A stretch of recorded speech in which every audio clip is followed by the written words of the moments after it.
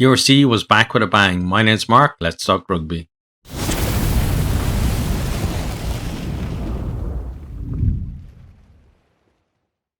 First up, Stormers 36, Scarlets 19. So Stormers, they get out to a big lead in this one. And then Daimani scores a really good solo effort for them as well. And the Scarlets, they don't really they never really get back in touch. And in the end, it's kind of I wouldn't say easy, but certainly there was no real pressure on the Stormers once they got that lead going. They kind of held them at arm's length for the rest of the game. So, as I said, that one was 36-19 to the Stormers. Next up then we had Ulster 36, Zebre 15. So kind of similar in this one as well. So Ulster start well. We had Stewart got a double for them. He's still, I said at the start of the season, he's a potential bolter for the World Cup. There are a lot of really good hookers ahead of him, including in his own province. But you never know. Young guy like that could finish the season heading to the World Cup, but we'll have to see. I felt that from Ulster there were some really great hands for the Maddie Ray try as well. Some good running lines there too. And it was also good to see Ian Henderson back for Ulster.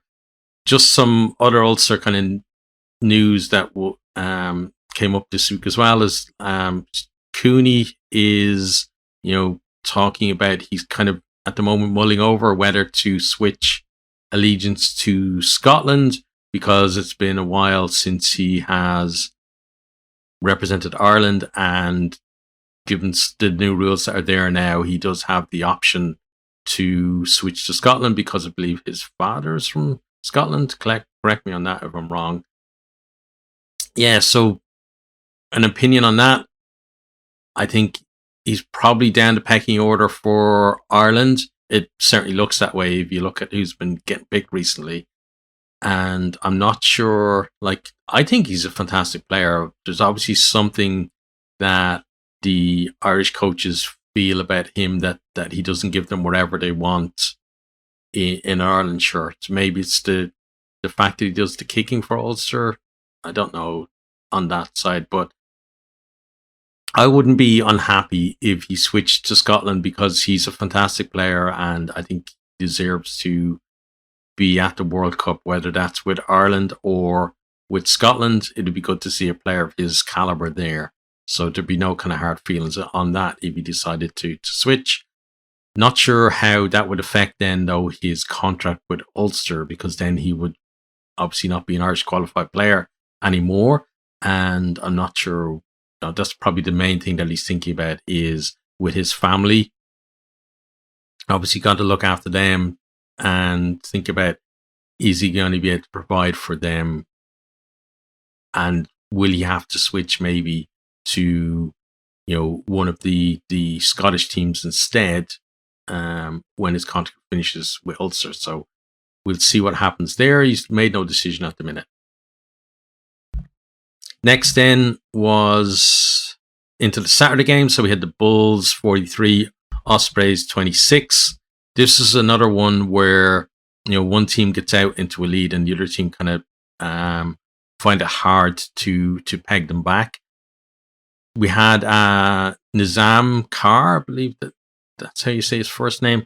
So he scores on a return to the Bulls. He signed for them, I think the beginning of the month or something, right? From Wasps. So obviously Wasps went into administration and he goes back there and his try was pretty good. The Bulls are attacking on the left.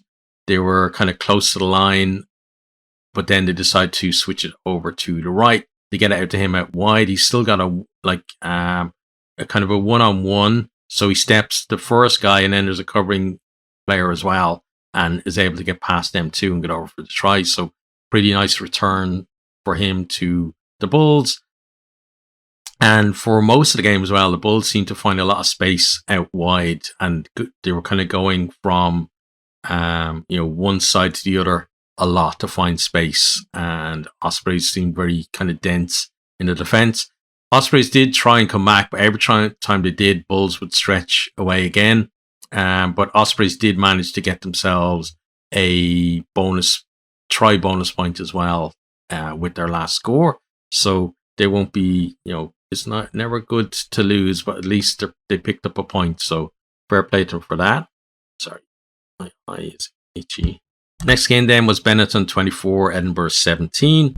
So if Carr had like the dream return for the Bulls, then Minozzi had the nightmare return to Benetton. So he gets a red card within the first few minutes, I don't know, 10 minutes or so of the game. On his return, he basically went up to catch a high ball, sticks his leg out, as you sometimes see back three players doing, to kind of give them a little bit of space from the players who are coming in to tackle him. But he extends his leg all the way out and catches one of the other Edinburgh players in the face. So he's given a red card for that one.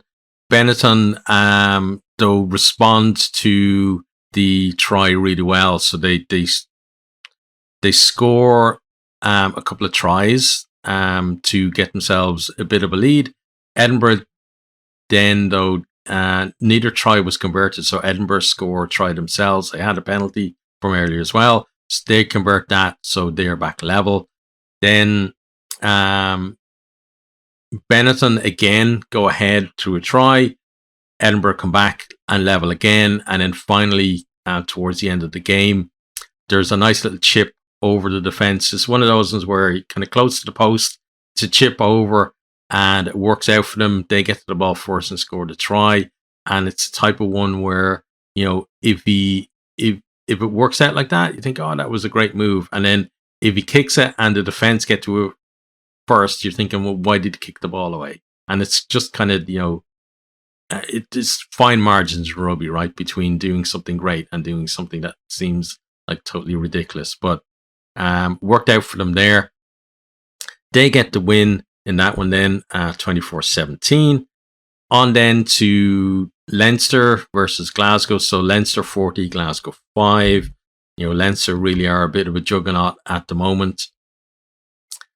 So they go out to a 3-try lead before Glasgow get their solitary effort on the board. There's also a hat-trick in there, winning the game for Russell for Leinster as well.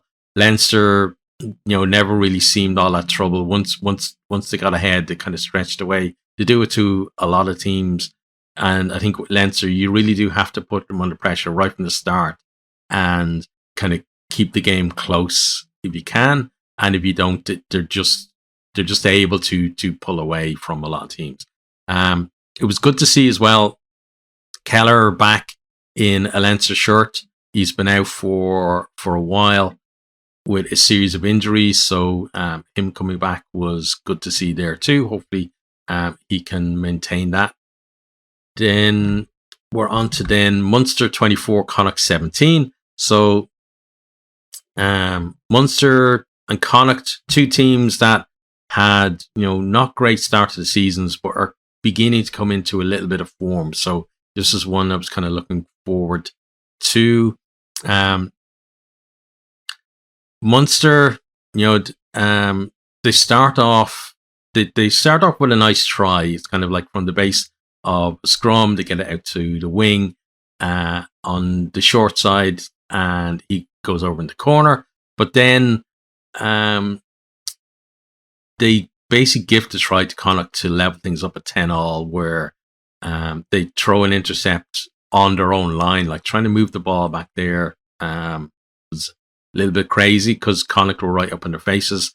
So, Munster, I think if you'd gone back to kind of rounds 1 to 6, maybe, heads might have dropped there and they might have just gone on to lose the game from that. But they respond pretty well to that. They get a couple of driven tries and they get themselves a little bit of breathing space. And then Connacht, through Marmion, who's on for Blade, when what was it, like 5 minutes or so to go. He goes over for Connacht and then makes it a little bit nervous for Munster for the last few minutes of the game, but they're able to see the game out, and it's a decent win for them.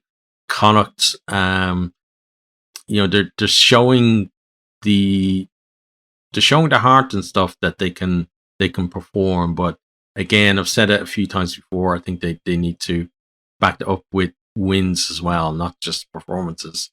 Then we're on to the Sunday game. So first up, Lions 33, Dragons 25. So we have a couple of penalties and for each team, and then a drop goal from Hedrick as well to make it 9-6. Before then, the Lions finally break the line with the Dragons have a man in the bin. So they get a bit of an early lead. Dragons are able to keep in touch, but their last minute try wasn't enough. They lost by 8 points, so just wasn't enough to get them the losing bonus point. But they did pretty well. And other Di Flanagan, I think that they've shown a lot more heart than we've seen in the past, especially on the road. But for the Lions, it's the first home win of the year, which when you think about, like, they're actually doing pretty well in the table overall compared to what we might expect them. Because again, like, you look at the South African side and you think, well, the Lions are the weakest. But they performed pretty well this year, but not at home. So first win at home for them of the year. And these two teams in a couple of weeks' time are going to be going at it again. Basically the same fixture again in the first round of the Challenge Cup as well. So it's be interesting to see how that one goes between them. Then we come to the final one and like the big shock of the round, really, like South Sea Sharks 0 and Cardiff Rugby 35. So like just the fact that Cardiff won that game is a shock itself, simply because like the history around it, like first time a Welsh team have won in South Africa, and to do it in that style like is just amazing for them as well. And like both teams obviously without their Springboks and Welsh players respectively for this one, given that it was the same weekend that both Wales and the Springboks played. But Cardiff really turned up for this one right from the get-go. Like they were putting on piles of pressure, they were forcing mistakes, and like Cardiff had a man in the bin. They forced a turnover, and it's a lovely punt down the field. And then who's it? Can't remember who was playing number 7, but the number 7 for Cardiff, he gets a turnover, he kicks it down the field, he races after it, kicks it on again. You can see that the Sharks players are hunting him down and closing him down, but he's still able to dive in and get to the ball just in time to score. Cardiff already had a couple of penalties on the board by then, so it's a healthy lead for them. Then the second try is just like a catalogue of errors by the Sharks, like plenty of mistakes in there, including like Vormink gathers the ball after like all of these other mistakes. He tries to get the ball, or he gets the ball right on his line, and then he wants to pass the ball infield, but he kind of takes his eye off it and looks at the player he's passing to, drops the ball on the ground. Cardiff were able to get in, they get the ball and they go over and get the try. So not a great day for Vormink there, or for the Sharks overall. Then for like Cardiff peg on another couple of scores, and right at the end then there is like a Surveyor-esque dummy from Cardiff that Sharks completely buy, and after that then just they're able to send Ben Thomas over for, I think, his first Cardiff try. And yeah, like a really big win for Cardiff, like 35-0. Like, even if that was them at home, that would be an amazing win. But to do that in South Africa, and whatever about the relative strength of the two teams, etc., like, as I said, they're both without their internationals, so I don't think that's much of an excuse for the Sharks on that front. But the fact that no Welsh region had won in South Africa at all before, so to be able to do it that way really speaks a lot for this Cardiff team. It's going to be interesting to see how many of the Welsh internationals then will just slot straight back into the team when they come back into the camp. And then just on Cardiff in general, Dai Young has been linked with the Welsh game, given that, you know, Cardiff are finding a bit of form now, and Pivac is under a lot of pressure in his role there with Wales. But Young pretty much ruled himself out as the person to take over. In his comments this week, he was saying that he doesn't have the right accent for the Welsh job at the moment, and talking about the fact that he doesn't feel like he would get 100% backing from all of Welsh rugby to be, you know, as the Welsh head coach, and basically talking about a lot of politics and infighting that goes on between, you know, the different clubs and things in Welsh that make up the board of Welsh rugby there. And, you know, saying that it's better for someone from outside of Wales to come in and sort the mess out that is Wales rugby at the minute. And, you know, once that's done and you have a different structure there, then maybe you can have a Welsh coach coming through. But I'd say if I was a Cardiff fan, I'd be happy to hear them say that, because after that result, you want him to stay as your coach. But my question to you Welsh fans would be, what do you think? Would you rather, like, or especially Cardiff fans, should I say, would you rather Dai Young stay as your coach at Cardiff, or would you want him to go on and replace Pivac as Wales coach?